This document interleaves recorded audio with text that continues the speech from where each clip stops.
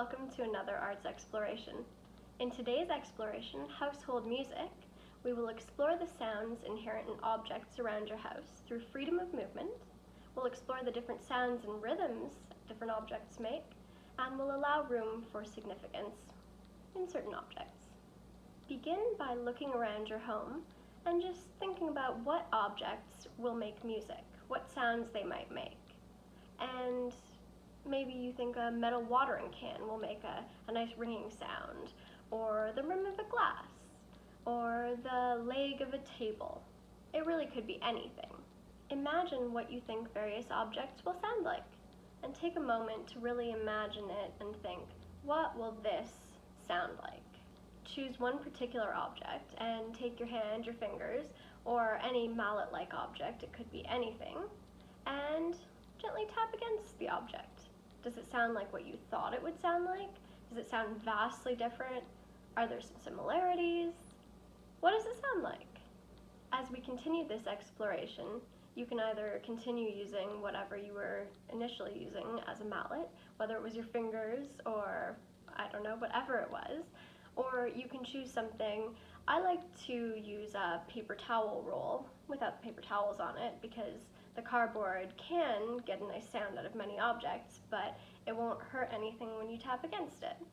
Whereas a metal spoon might sound really good tapping against a whole bunch of stuff, but then, well, it could hurt a lot of different items around your house.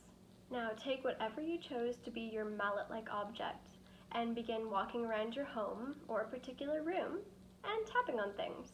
Of course, remember to be careful. We don't want to break anything or hurt anything while we're doing this. And if you're feeling really adventurous, you could have two mallets, one in each hand, and you could be tapping on things at the same time as each other or different times. You can explore different rhythms and have fun with it. Take at least 5 minutes, I would say, to go around exploring the sounds that different objects make and releasing the sounds that these objects have inherent in them but don't usually make. After all, a table leg doesn't usually sound like anything, it just sits there. But now that you're making music from it, you're releasing the sound that is already inherent in it. Don't focus so much on what particular objects you're tapping on, making music on. It doesn't matter. It could be anything you want, whatever strikes your fancy. What you can focus more on is letting your movements kind of be free and extend in any direction you feel like, and just allow your body to be free and play with those rhythms. Now you can take a moment to just think, how does it feel to be doing this? Does it feel weird, eccentric, outlandish? Does it feel fun? Does it feel really natural and freeing? It could be any of the above or even a combination or something I definitely haven't thought of because there are so many different ways to feel.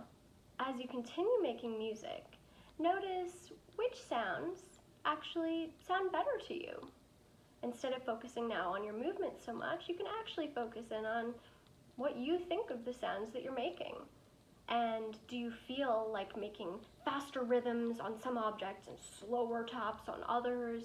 Or do you want to make things louder on certain objects or softer on other objects? And of course, is the sound inherent in certain objects just softer? I mean, if you tap with the same force on a pillow as on a table leg, I keep saying table leg, obviously that sound is going to be louder on the table leg than it is on the pillow. So just notice all the differences in sounds and rhythms that are inherent in the objects, but also that you're placing on the objects by making music with them. Now here's a question for you. Are you preferring certain objects to other objects? Maybe you've noticed that you've come back and back and back to a certain object, and you tried one other object once and got kind of sick of it and moved on.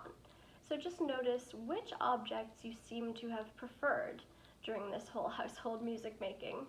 Is it because of the sound that they're producing? Do you like the sound of certain objects more than others? Or is it because of what the object is? Maybe you like a plant more than you like a dish of cat food. So maybe you're tapping on the plant more than the dish of cat food, not because you like the sound it's making, but simply because you like the plant more. So you can just ask yourself all these kinds of questions and see what objects you prefer and for what reasons. If you want, you can also explore how the same object might sound different over time. I mean, a very simple example is if you come to a door and it's open and you tap on it, it's going to sound quite different probably than if you come back to that door and it's closed and you tap on it. But other objects might just change over time for various reasons. So you can also explore the changes in sound of different objects over time. Now, I want you to pick your favorite 1 to 4 objects that you've made music with. And it doesn't matter what your reason for picking them is. Whatever you decide in this moment are your favorite objects, whether it's because of the sounds they were making or because you simply like the objects right now. Perhaps just write down the objects to keep track. Sometimes it's easy to lose track when we're so busy doing all these things with the explorations. And what you're going to do is you're going to ask, well, is there any significance in these objects already? Or do I want to create significance from them? Maybe these objects already have significance for me and I know right away. I write them down and I say, oh, obviously, yeah, no wonder I picked those objects. Or maybe I'm wondering, why did I pick those and do they have anything in common? As a really simple example, maybe you picked 4 objects and they were a mattress, a cushion, a chair leg, and a mug of tea, half full. And those are the objects that you decided you liked best right now. Well, I mean, maybe that could say that you just need more rest in your life, and that's what you're feeling. Or maybe conversely, it means that you feel you're getting too much rest and you want more action and activity. Or it could mean something completely different, because after all, the interpretation is completely up to you and unique to you. And if you have no interpretation whatsoever for the significance of these objects, don't worry about it. That's completely fine too.